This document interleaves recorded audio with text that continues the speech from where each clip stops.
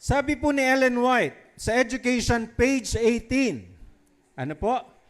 Higher than the highest human thought can reach is God's ideal for His children. And what is that po? Godliness, godlikeness, that is the goal to be. Wala nang iba. Kung tayo man nag-aaral, nagtatrabaho, pero laging nasa isipan natin, ang ano po? Ang ating pamilya ay mamuhay. Napakahalaga mga kapatid, ang family altar. Ano po ba ang family altar? Ang family altar ay, it simply means, ay particular na oras, lugar na kung saan sinet aside natin para sa pamilya na tayo'y magkaroon ng fellowship o sama-sama. Ito po ay maaaring gagawin natin sa isang lugar. Ano po? Na tayo ay nananalangin, nagbabasa, at nag-aaral ng salita ng Diyos na magkakasama.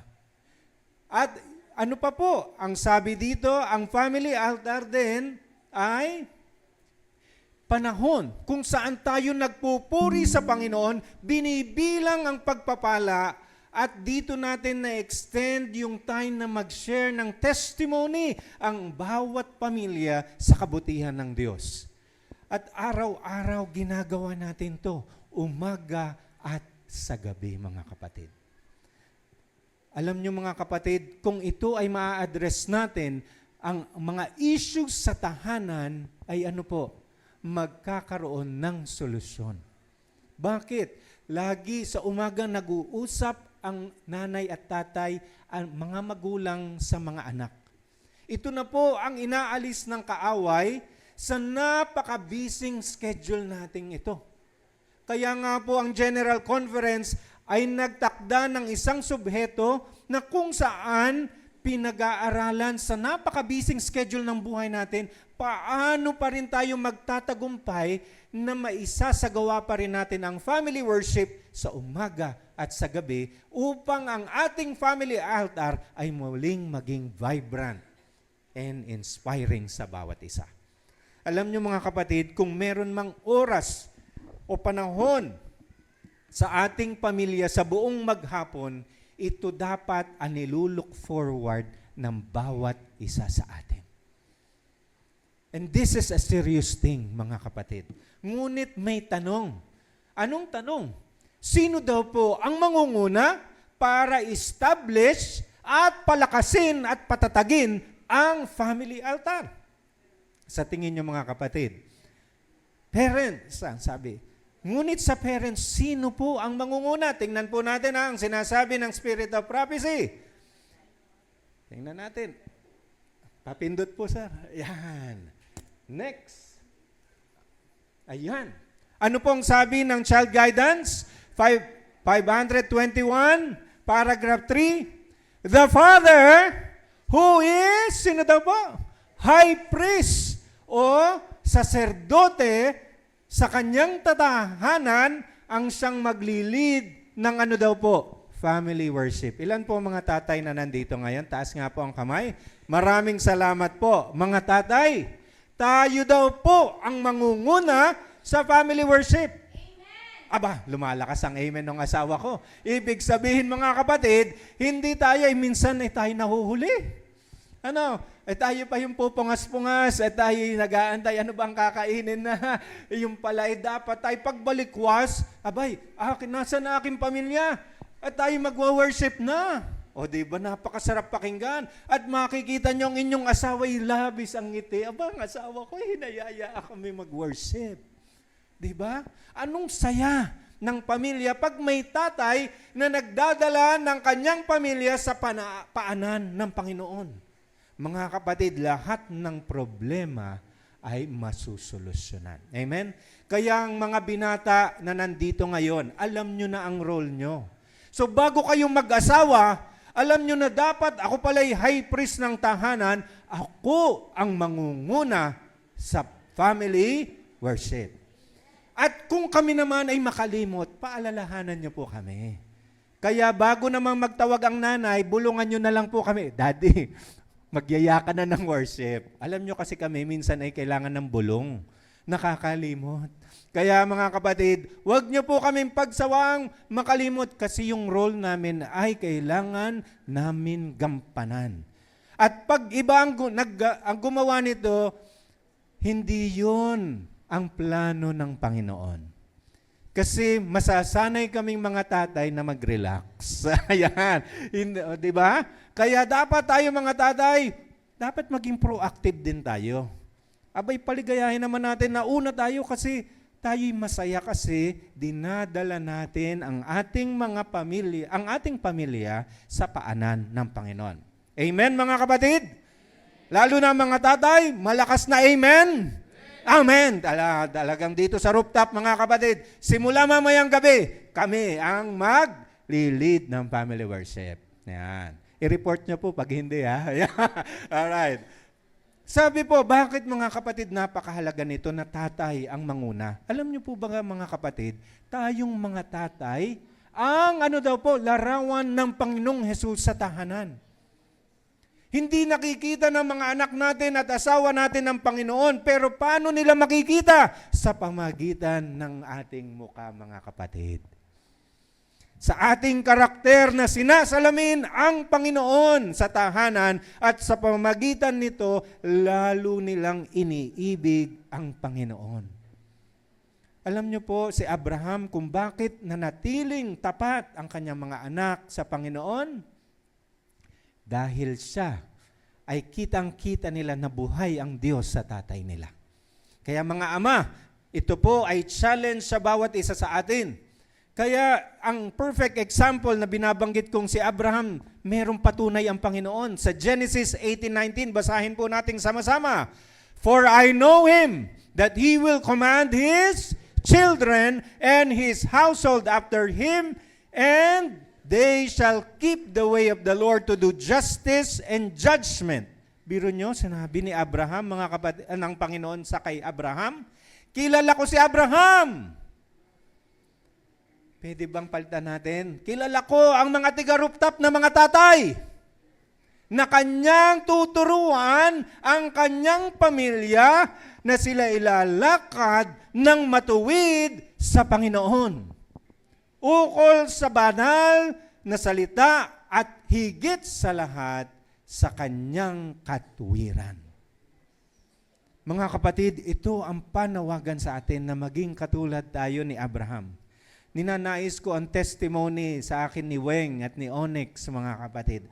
Alam nyo si Daddy, ayan, ay talagang malapit sa Panginoon yan. Kaibigan niya ang Panginoon, mga kapatid. Kaya tingnan po natin, sa example natin sa Abraham, ano ba yung mga qualities na pinoses, na meron siya para ma-nurture at magkaroon ng matatag na family altar sa tahanan. Tingnan po natin ang una. Sabi po dito, si Abraham pala ay, kailangan tayo maging, mga tatay ay ama na kaibigan ng Diyos. Ano ba ang description ng kaibigan ng Diyos? Tingnan po natin. Sabi po dito sa James 2:23, of Abraham it is written that he was called the friend of God, the father of all them that believe, ang ama ng lahat ng sumasampalataya. At ang testimony ng Panginoon tungkol sa kanyang tapat na patriarka na si Abraham ay siya ay sumusunod sa kanyang boses o salita at kanyang iniingatan ang kautusan, mga kapatid, at kanyang mga bilin. Ito po'y nakasulat sa Biblia, kaya ganun kahalaga mga kapatid, na tayo bilang kaibigan ng Diyos, para maging kaibigan ng Diyos, tayo mismo kilala natin ang Diyos, kilala natin ang kanyang salita. Paano mo magiging kaibigan ng isa kung hindi mo siya kilala? Paano pinapakilala ng Panginoon ang kanyang sarili sa bawat isa sa atin? Sa pamagitan po ng kanyang salita. Ibig sabihin nito, ang isang ama na kaibigan ng Diyos ay anchored in the Bible ang kanyang prinsipyo. Kaligayahan niya, ninanamnam niya lagi ang salita ng Diyos, ang pagsunod dito, at ito ang gabay ng kanyang pamilya. Amen? Parang nalungkot kayo mga kapatid. Mga kapatid, it is a joy. Kaya alam niyo po ba si David, sabi niya, it is a delight to follow the commandments of God. Amen? Yan mga kapatid, ang siyang kaya po pala, si Abraham ay tinawag na kaibigan ng Diyos. At nais po, iniimbitahan ang bawat ama. Ano po? Na nandito ngayon, na tayo ay maging kaibigan ng Diyos. Ikalawa, mabilis lang po tayo. A father who preserves the truth of God or truth about God. Nagpapanatili ng katotohanan sa tahanan.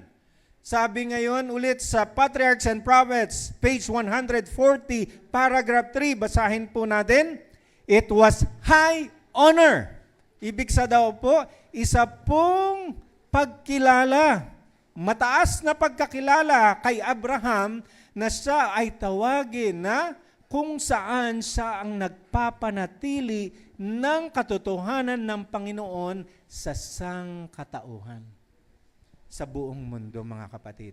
Kahit isa ka na lang na sumusunod sa kautusan at sa Biblia, namumuhay ayon sa Biblia, para kay Abraham, proud na proud siya.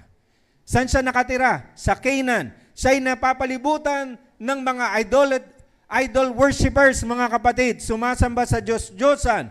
Ngunit siya, he takes pride, no? Pinagmamalaki niya na siya ay sumasamba sa tunay na Diyos.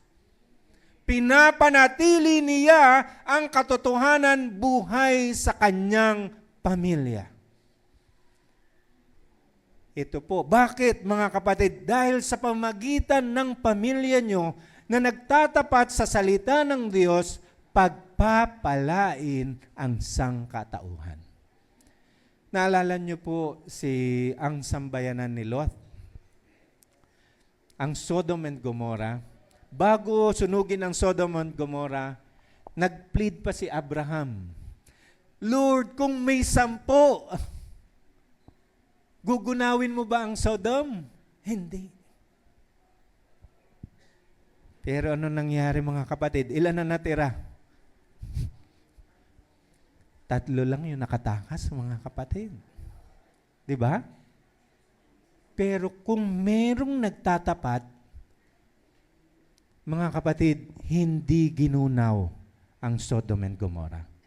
Dito sa lugar natin, mga kapatid, pag ang pamilya natin ay nakitang nagtatapat, ang lugar natin na nasasakupan ay iingatan ng Panginoon. Amen? Yan mga kapatid. Kung tayo mismo, iniingatan natin ang salita niya, punto per punto, letra per letra, mga kapatid, sinusunod natin ang Panginoon. At buhay ang katotohanan sa atin, ang pagpapala ng Diyos ay nag-uumapaw. Yan po mga kapatid, ang katotohanan. Abraham lived by faith. Alam niyo kung saan niya pinili? Hindi sa magandang lugar. Sa mabundok, sa mabato. Pero siya ay kilala sa pinakamayamang tao sa lugar nila. Bakit? Ang Panginoon ang kanyang kayamanan. Kaya tayo mga kapatid, nawa, ang kayamanan natin ay ang mapanatili ang katotohanang buhay sa bawat miyembro ng pamilya. At sinong may tungkulin nito? Tayo po yun mga tatay. Ang bigat Kaya mga kapatid, dapat tayong mga tatay ay alamin natin, kilalanin nating mabuti ang Diyos sa pamamagitan ng pag-aaral ng kanyang salita. Ikatlo, hindi lang natin pinapanatili ito, tinuturo natin. Sabi, a father who teaches and nurtures the knowledge about God and His righteousness. Napakahalaga, sinasabi po dito sa Patriarchs and Prophets, he would not only fear the Lord himself, he was talking about Abraham, but would cultivate religion. Sino daw po nagkukultivate ng religion? Sino ang nagtuturo ng relihiyon sa tahanan? Walang iba kundi ang mga ama. Parang walang amen Mga kapatid, tayo pala magtuturo, hindi si pastor, hindi si elder. Dapat pagaanin natin ang trabaho ng pangapastor at ating mga leaders. Mismong tahanan natin, tayo ang nagtuturo tungkol sa ating 28 fundamental beliefs. Amen? Dahil sa pamamagitan nito, lalo tayong nakaangkla sa katotohanan, tayo mismo ay pinagpapala. Si Abraham, siya ang nagturo, mga kapatid, na kaya mga kapatid, let's do Bible study in our families. Napakahalaga po nito. Alam niyo po, according sa Barna Research Group, ito po ay isang pag-aaral na ginawa sa maraming churches, Christian churches. Ito ang lumalabas sa research. 5 taong gulang na bata hanggang 13 years old, 32% ang tumatanggap sa Panginoong Hesus. Ngunit pag edad na 14 to 18 years old, ilan na lang pong porsyento ang tumatanggap? 4. Anong ibig sabihin nito, mga kapatid? May urgency na. May pangangailangan habang maliliit pa ang ating mga anak sa mga edad na ito, sinisimulan na nating turuan kung ano ang ating pinaniniwalaang katotohanan bilang Seventh-day Adventist. Kaya dito, mga kapatid, sa pamamagitan nito, pinapakita ang urgency nating turuan ng ating mga kabataan. Kaya po yung Sabbath School, it is a supplement. Ito pong seminar natin na ngayon, it includes also Sabbath School. It is a time to strengthen the minds of our young people in the truth, for them to acknowledge who God is in their life and what they believe. Isa pa po, mga kapatid, napakahalaga nating maintindihan na tayo'y maging intentional, mga tatay. Wala na pong patumpik-tumpik, mga kapatid. Nung maliit po, nais ko lang po ibahagi, hindi po ito sa gusto ko lang po maibahagi ang aming karanasan. Pong pamilya? Ako po ay still a work in progress. Alam po, marami pang kahinaan at talagang nandun pa rin sa biyaya ng Panginoon, nagpupunyagi magawa ito. Nung maliit po si Onyx, nagsimula po kami sa My Bible Friends. Tuwing gabi, hindi po namin kinakaligtaan na basahin ang ito, letra per letra. Alam niyo po, pag binabasa ko sa kanya yan, ay inaano ko yung aking kamay. Nagugulat ako, papatlangan ko, memorize niya. Nakita niyo po, sa maliit na bata, napupuno ng salita ng Diyos. Kaya nung 3 years old pa lamang nakabasa, mga kapatid. By sight reading. Pag alam niya yung letters na yun, dahil nasundan niya, mga kapatid, nandito na. Yung mga katotohanang ating ibinahagi sa pamagitan nito, ang Panginoon ang nagtatanim sa kanilang puso at isipan. Alam nyo pa, marami tayong materials na pwedeng gamitin. Hindi mahirap mag-Bible study. Marami pong resources. Ano pa ang mga resources po natin? God loves me 28 ways. Nung toddler si Onyx, yung siya'y maliit, ito po ay para sa mga maliliit na mga bata. Huwag po kayong matakot na, baka hindi nila maintindihan. Meron pong paraan para maintindihan nila. At ibinigay na po ito ng ating, iglesia, na kung saan itong mga resources na to ay available lahat sa atin. Kailangan lang po, imbis na bumili kayo ng mga ibang mga magazine, ay ito na pong bilhin ninyo para sa inyong mga anak. Imbis na mga sari-sari, mga binabasa natin, mga kabataan, mga manga. Ayan, yung mga comics na yan. Nung panahon namin comics hindi ko alam ngayon, mga kapatid. Alam ko ngayon, Japanese na Manga daw yung kinagigiliwan, kinakaadikan. Ito po ang mga basahin. Sa pamagitan nito, na-strengthen natin. Yan, God loves me in 28 ways. At nung si Onyx po ay umidad na 8 years old, tuwing Saturday afternoon, pag wala kami mga assignment, meron po kaming one-on-one. At alam niyo po, ang saya. Iba pala yung feeling mo na, alam mo, yun yung bonding moment namin na hindi ko makakalimutan. Na kung saan nagtatanong siya, ay daddy, ito ba yun? Ganito yan anak. Buklatin natin. Tingnan natin kung anong sinasabi ng Biblia. At alam niyo po, ang pinakamasarap ay nung ilang cycles po ito, from maliit siya, from infant, mayroon po kaming toddler years, nung kanyang school age, halos 4 cycles po ito ng 28 fundamental beliefs. At mga kapatid, nung at age 12, nag-decide si Onyx tanggapin ang Panginoon na bilang personal niyang tagapagligtas. Alam niyo po, ay ba higit pa, feeling ko, ako'y bilyonaryo mga kapatid. Feeling ko lang, di ba? Bakit? Tinanggap ng anak ko ang Panginoong Hesus ng buong katotohanan na may pagkaunawa. Mahirap kasi mga kapatid yung ibang nadala lang sa bugso ng damdamin at hindi sa katotohanan. Ay minsan ay nakalimot, biglang nag-post, may namatay. Aba, sabi niya, ay nako, kamusta kayo sa langit diyan? Hindi alam ang state of the dead, mga kapatid. Hindi alam ang katotohanan. Alam ko, masaya na kayo dyan. Gabayan niyo po kami ngayon. Aba, ay sa patay naghumingi ng gabay, ay alam naman natutulog ang patay. Ano po? Kaya mga kapatid, yan ay mga katotohanan na nawawala sa mga kabataan ngayon. Bakit? Walang amang nagtuturo sa tahanan. Kaya mga ama, let's embrace this role. Ating pong yakapin ang responsibilidad na ito upang ang bawat tahanan natin, ang mga anak natin, ang asawa natin, ay madala natin sa paanan ng Panginoon. Sabi po ni Norman Williams, hindi po natin kailangan ng mga Bible Institute.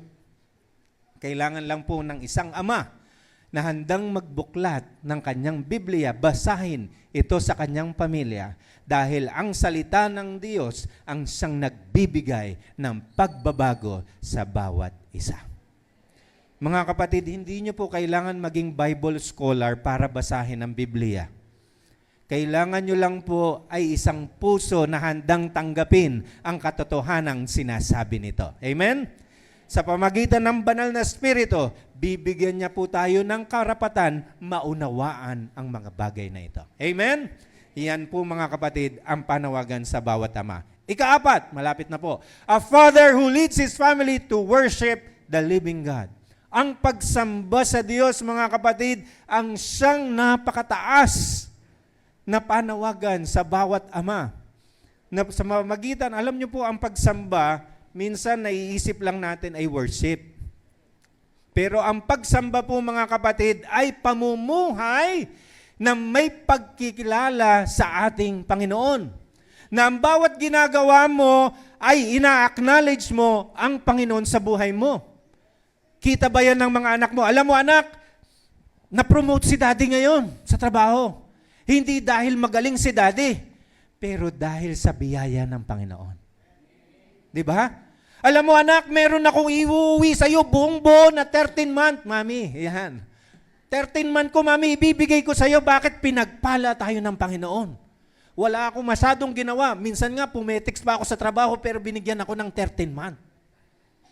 Di ba? Hindi ko deserve, mami, pero ginawa ng Panginoon. Kaya sa susunod, pagbubutihan ko lalo. Ayan. Di ba? Huwag namang petiks lagi. No? Mga kapatid, ayan at gumawa tayo sa bunsod ng kabutihan ng Panginoon. At makikita ito laging namumutawi sa atin mga bibig. Alam mo anak, napaayos ko yung sasakyan dahil binigyan tayo ng Panginoon ng pangpaayos. Diba? Simple lang yun. Pag-aayos sa bahay, pagtulong sa asawa, pagmamahal sa asawa. Alam mo kaya mahal na mahal ko mami mo dahil may Panginoon si daddy. Diba? Yan po, lahat ay acknowledgement natin sa Panginoon. At yan po ang tinatawag na worshiping the living God. Amen? Kaya nawa Panginoon, mga kapatid, tayo po lagi ay nag-worship. And first things first, mga kapatid, na ginagawa ni Abraham, siya'y nag-i-establish ng altar sa tahanan niya kung saan siya pinapatuloy ng Panginoon. First thing na ginagawa niya. Kaya in everything you do, unahin natin ang Panginoon. Matthew 6:33, seek ye first the kingdom of God, and all these things shall be added unto you. May this be our mantra always, mga kapatid, no? To worship the living God, to honor Him in everything, and make Him first in our life. And lastly, mga kapatid, a father who always pray. Kamusta tayo mga tatay? Are we self-sufficient na kahit hindi tayo manalangin, makapasok lang ng 7:30 sa trabaho, maka-time in sa band clock, okay na? Nawa mga kapatid, pagbalikwas ng ating katawan, paggising, magpasalamat tayo sa Panginoon, buhay pa tayo. At lumuhod. Heavenly Father, it is a joy to experience life once again, and I would like to commune with you once more. Mayroon pa ba tayong devotional time na kung saan doon team na tayo nananalangin? O dito tayo pumupunta sa iglesia, nananalangin ng 5 minutes, 10 minutes para sabihin nananalangin ako, mga kapatid. Alam nyo, pagdating na po dito sa pulpit, maiksi na ang panalangin. Bakit? Mahaba kasi ang panalangin mo personal. Amen? Ganun po talaga ang tunay na merong prayer life. Ano po? Ang prayer life po natin bilang mga ama should be vibrant. Na kung saan sinasabi natin na parang kaibigan natin ang Panginoon dahil kaibigan naman talaga natin siya. Na doon tayo nagsa-shout out, Lord, galit ako! Nainis ako kahapon na feeling ko para akong pinabayaan, binagsakan ako ng langit at lupa. Hindi sa Facebook ka doon nagsa-shout out. Ano po? Kasi ngayon, we are living in a social media era na kung saan sa Facebook lahat ang rant. Doon nag-e-express, doon nagwawala. Alam na pagod na ako sa buhay ko. Mga ganon, di ba? Nakita niyo yon, mga post na yon. Mga kapatid, hindi po doon. Pumunta tayo sa Panginoon, doon tayo humiyaw. Lord, bakit ganito? Di ba? Hindi po niya kayo tatanggihan. Hindi po niya kayo tatalikuran. And this is the prayer that He wants, and sincere prayer of a father who comes boldly to the Lord and prostrate himself. Alam niyo, pag sinabing prostrate, yung talagang, alam niyo yung gulapay na? Sa Tagalog ay gulapay. Sino na yung, sa amin po kasi, Batanggenyo po, no? Sa Lipa, San Pablo, halos ang mga salita namin ay gulapay na. Kumbaga talagang nagmamakaawa ka na ng gayon. So, have you talked with God that sincere? At pag sobrang saya mo naman, siya kagad, alam, gabi ka Lord, sobrang blessing to. And tapos doon, tinitingnan mo habang nananalangin ka, ina-affirm mo yung mga promises na sinasabi niya sa Biblia. This is the kind of prayer relationship that the Lord wants for each one of us. Fathers, we need to have this kind of character. Ano po? And these are the qualities that will help our family altar to be vibrant once more. Mga kapatid, si Abraham, his life was a life of prayer. Morning and evening, hindi po nakakalimutan ni Abraham. At ang pag-usal na to, mga kapatid, nawa ang maging way of life natin. Isa lang, mga prinsipyo lang pong ibabahagi ko sa napakabilis na paraan. Mga tatay, hindi po natin maibibigay yung responsibilidad sa mga nanay. Hindi natin napapasa yun. Napakahalaga na alamin mo ang responsibilidad mo kasi bakit? Anong sabi daw po dito? Sa pamagitan lang ng pagtatrabahong magkasama. Only by working in unison na magkasama kayong palalaguin ang inyong pamilya sa katwiran at kaalaman ng Diyos, dun lang po tayong magtatagumpay. Amen? So bilang tatay, tayo ang high priest. Mamaya po, second service, bibigyan naman pong panahon ang mga nanay. Kasi special mga nanay. So mga kapatid, ngayong mga tatay, tayo muna, no? Ano daw ang trabaho natin? High priest, hindi to, may sasalin. Pagtuturo. Tingnan natin, ano pa ba ang mga responsibilidad natin bilang tatay para mas lalong vibrant? Tayo daw po ay magkaroon ng responsibility sa pagtuturo sa ating anak. Minsan, ikaw na yan. Di ba? Pag may assignment ang anak, ikaw na yan. Alam niyo mga kapatid, hindi lang naman academics ang tinuturo sa bata. Ano daw po ang tinuturo sa bata? Ang tinuturo natin ay values, character. Mga tatay, tayo po yon. Sama tayo doon.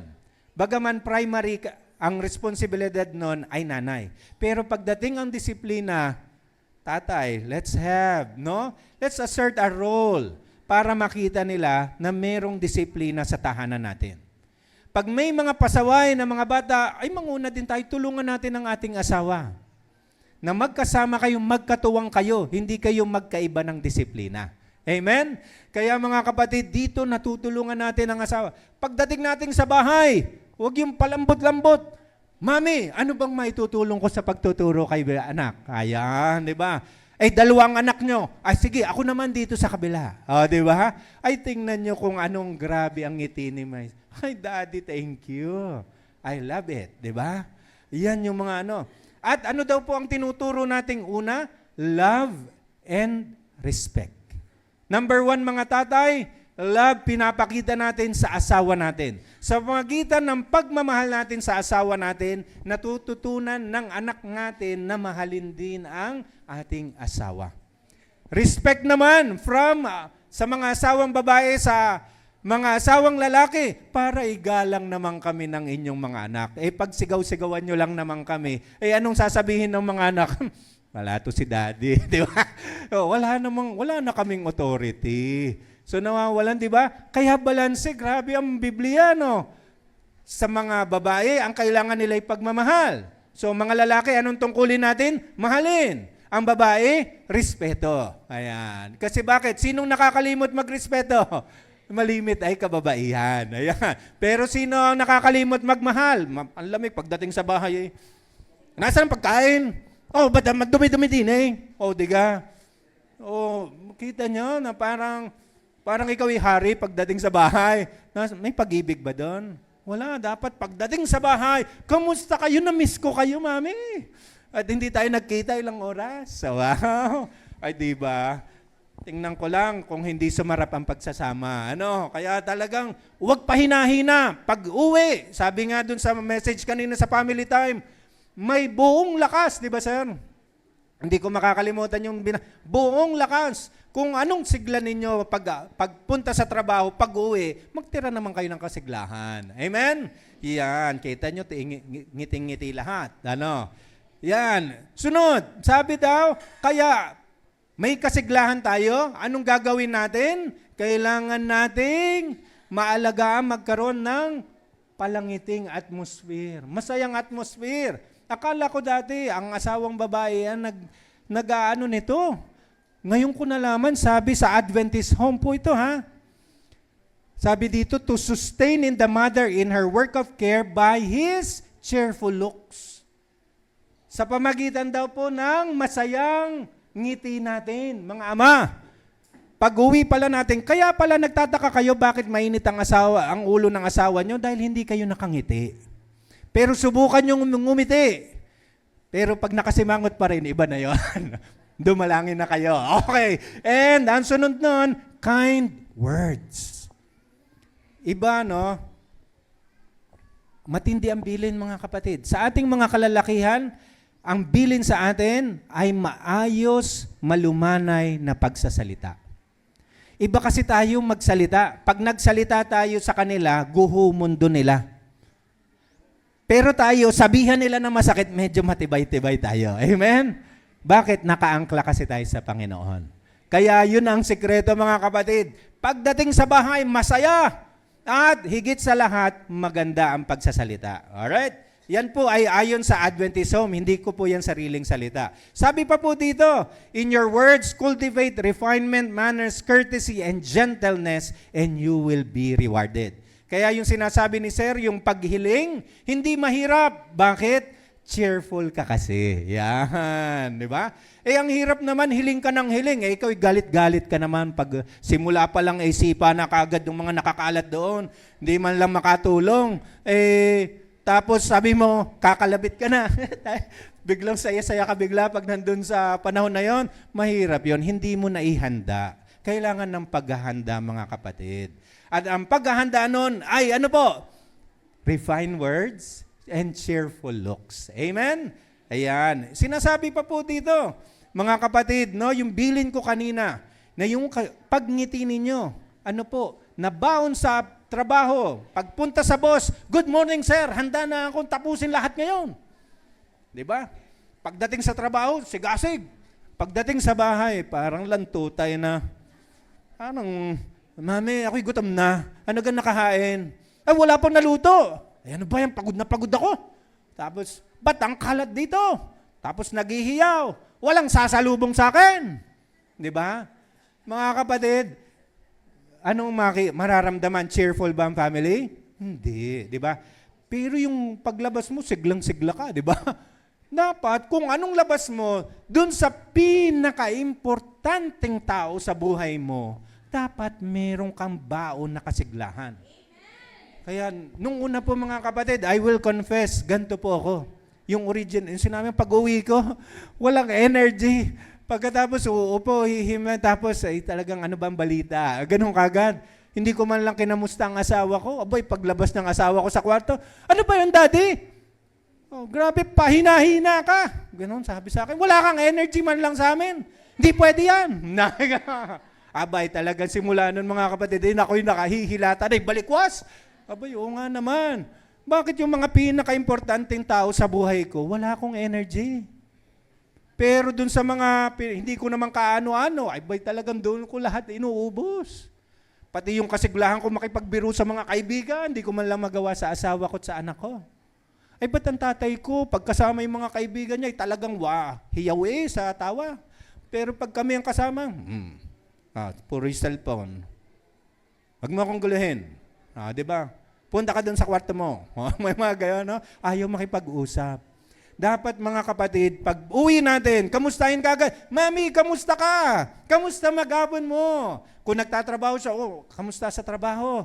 Kamusta? At baka napagod ka. Tulungan kita sa pagsaing. Ayan. Tulungan. Ikaw kung magluluto, mami. Ako maggagayat. Ayan. Di ba? Ay, di ba ang saya? Ako nga po, umuwi minsan. Aba, yung asawa ko, daddy, hindi pa ako nakaluto. Naglalap booking pa kami. Gupit-gupit. Gusto po nila kasi yung pag may mga project si Onyx, sa kanyang homeschooling. Abi, walang problema. Sabi ko, ako magluluto. Makakita nyo? Ay talaga naman yung asawa ko, abot ang ngiti, mga kapatid. Aba, ay talagang blessing. Ano po, masaya ang tahanan. With that atmosphere, it will be, ang tahanan nyo po ay titirhan ng mga anghel. Gusto nyo po ba na mga anghel ay nasa tahanan ninyo? Kaya sinabi, narinig ko po, alam nyo po, nakikinig kami ng live ninyo. Totoo po yun. Pag tinutulungan natin sa bahay, ang asawa nating babae, malumanay tayong magsalita sa kanila, ay talagang gumaganda mga kapatid. Sabi, her fresh and gladsome. Ato galing sa SOP po yan. Kaya yung binahagi kagabi sa health lecture, na gumaganda ang asawa pag tinutulungan at pinapasaya lagi, ang mga kapatid, totoo po yan.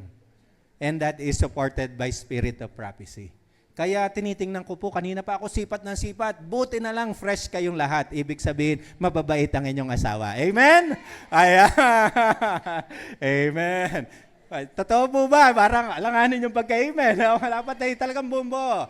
Ibig sabihin, lahat ng mga asawang lalaki dito ay talagang laman ng washing machine at ng kusina. Amen? Bakit? Lahat tayo ay talagang naglalaba at nagluluto para sa asawa natin. Alam nyo po, nag-usap kami mag-asawa. Ang asawa ko po kasi, late siyang gumising. Ako pong maaga, kaya nagkaroon kaming usapan. Paggising mo, mami, walang problema. May pagkain ka na. Yan. Kaya pwede nyo pong pag-usapan yan. We could arrange para masaya kayo sa inyong tahanan. At kita nyo naman po, blooming. Yeah. Ibig sabihin, may nagsasaing sa bahay. Yeah. Yan po yung resulta. Anong sunod? Alam nyo po, maraming burdens ang ating mga asawa. Na kung saan, pag hindi natin natulungan ang ating asawang babae, dun po nagiging sakitin sila. Bakit? May burden na sila sa tahanan. May burden pa sila sa pag-aalaga sa iyo. Diba? Ayan, talaga kita mo sabi ni Ma'am, yes! Kasi bakit? Totoo po yan. Tayo pa minsan mas alagain pa daw ang asawa kaysa sa mga anak. Kaya tayo mga asawang lalaki, mag-aalagaan tayong dalawa. Amen? Para dumali ang buhay, gumanda ang bawat isa. Amen? Maging malusog ang bawat isa. Sabi nga, the life of a mother in the humbler walks of life is one unceasing self-sacrifice. Kita nyo sa pagpapadede pa lamang ng bata ay sobrang sakit ng likod. Ang energy na nawawala sa pagbibigay nila ng buhay sa kanilang anak. Tapos pagdating mo sa bahay, ikaw pa ay magpapadagdag ng burden. Abay, grabe naman ang suffering nila. Kaya dapat tayo maging solusyon. Maging kaligayahan sa tahanan. Kaya pagdating natin, aboy, talagang sabi ng asawa ko, Daddy, buti dumating ka na. Di ba? Hindi, naku, nandyan na naman ang tatay mo. Iwas tayo. Mga ganun. Parang ganun, di ba? Kaayawan ka ng pamilya. Naku, si Daddy nandyan na, tulog tayo, tulog. Di ba? Iniiwasan ka. Pagdating natin sa tahanan, kamustahin nyo naman po ang anak nyo sa kwarto. Anak, kamusta ka? Ano nangyari sa'yo? Makipag-usap po tayo. Paano ba nagiging mag-best friend ang dalawang magkaibigan sa pamamagitan ng constant talking, telling stories. Kaya po, don't forget to tell stories sa inyong anak. Alam niyo po, akala niyo lang hindi sila interesado? Interesado po ang mga anak niyo sa kung anong nangyayari sa buhay niyo po. Natutunan ko po noon kasi tinanong ako ng asawa ko, kamusta ka? Okay naman. Maghapon, okay lang? Sabi niya. Nako, ano ba sasabihin ko? Tapos tinanong ko siya, ikaw, kamusta ka? Aba, simula pa lang alas 6 ng umaga, pagmulat naman hanggang kung anong nangyari nung alas 5 ng hapon, nakwento niya. Sabi ko, very skilled yung asawa ko. Kaya simula noon, pag-uwi ko, tinandaan ko yung mga nangyari sa akin. Nagdadrive pa lang ako pa uwi. Ano nga ba ikukwento ko kay mami? Ganito. Alam mo, mami, grabe yung nangyari sa akin. Ganito yung nangyari sa akin sa bahay. Kaya dapat, pag-uwi nyo, magbaon kayo ng kwento. Kasi miss na miss kayo ng asawa nyo. Gusto nyong maging best friend, di ba ang asawa nyo? Magkwento kayo. Hindi yung pag nagtanong siya, pagod ako. Wag mo akong kausapin. Pag nandun na sa bed, magkukwento.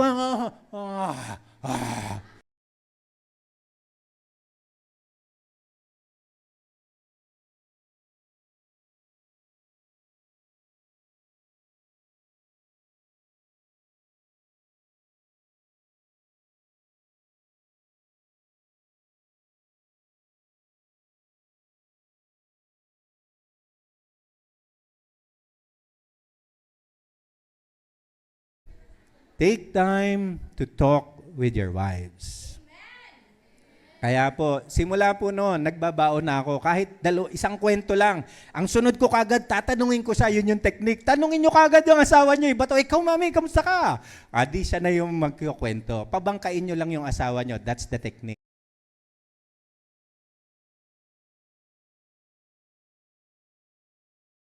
Ano po? Hindi ka maubusan. Alright? And ayan po, again and again. Ito po ay naayon sa Adventist home. Sabi daw po, the husband and father who is morose. Ano daw po? Yung mainitin ang ulo. Yung makasarili. Lagi ang naiisip ay yung sarili na para ba sila laging victim. Meron ba kayong nakausap na tao na parang lagi siya lang dapat ang intindihin? Meron bang mga ama, sana wala dito, sa rooftop, na laging parang dapat ikaw ang intindihin. Dahil akong tatay, ako nagpapakain sa inyo, ako dapat inyong intindihin. Kabilin-bilinan ni Ellen White, ano daw po? Siya mismo ay hindi magiging masaya. At higit sa lahat, pinapalungkot niya ang kanyang asawa at ang kanyang mga anak. Kaya ang kanyang mga anak, ano po nangyari? Naninigaw na rin. Pansin niyo? Dahil model nila kung anong ugali ng ama. Kaya mga tatay, iwasan po natin to. Mga naghahanap ng asawa, ayan, kung gusto nyong maging fitting, kung meron tayong kahinaan, na tayo mabilis uminit ang ulo, mga kapatid, tayo po ay lumapit sa Panginoon at handa niya tayong tulungan sa ating pagiging mainitin na ulo. Alam niyo po, ang tao na babago ng Panginoon. Ang lahat ng tatay na lalapit muli sa Panginoon at ikukumit niya ito, Lord, mainitin ang ulo ko. Pinanganak po akong mainitin ang ulo dahil ang mga magulang ko po ay mainitin ang ulo. Pero nais ko pong magbago para paligayahin ang pamilya ko. Kasi nais ko po ang pamilya ko ay mahanda sa inyong ikalawang pagdating. Tulungan niyo po ako. Baguhin niyo po ako. Yan po ang dalangin natin bilang mga ama. hindi po tayo border sa tahanan. Na come and go lang. Meron ba ang tatay na, kakain lang, alis. Tutulog, alis. Pag kailangan kanya, kailangan lang. Walang interaction. Again, yung binilin ko po kanina, magbaon kayo ng kwento, magbaon kayo ng kasiglahan. Remember, may pamilya kayo. At ang pinakamahalaga na tao sa mundo ay ang pamilya nyo. Dahil ang pamilya nyo po, katulad ni Noah, pag nadala nyo sa langit, ito po ang magiging crowning glory natin pagdating ng panahon. Yan po ang aking dalangin, mga kapatid, ng ating bawat tahanan, ay manatiling matatag. Alam nyo po, nakakalungkot, sabi po dito, no? Great are the evils of the parent unfaithfulness under any circumstances. They are tenfold greater when they exist in the families of those appointed as teachers of the people. O ito po yung anak ng mga manggagawa. Anak ng mga leader ng iglesia. Dahil sa kanilang example, pwede pala tayo maka-impluwensya sa iba na masama. At sabi po, kaya po napakahalaga na, napakahalaga, mga kapatid, na ating gampanan ng mga tatay ang ating trabaho. Ano po ang ating responsibilidad? Tayo po ang husband, tayo yung parang nag-e-embrace at nagpapanatili na ang pamilya ay intact. Kung may nawawala, tayo po yun ang humahanap. Pag nawala ang anak mo sa pananampalataya, tatay ang naghahanap. Tumatawag muli, anak, bumalik ka. At ang tatay, pag ang asawa ay nanghihina, siya ang nagpapalakas. At sa relasyon, siya ang nagpapainit ng samahan. Tayo po yan.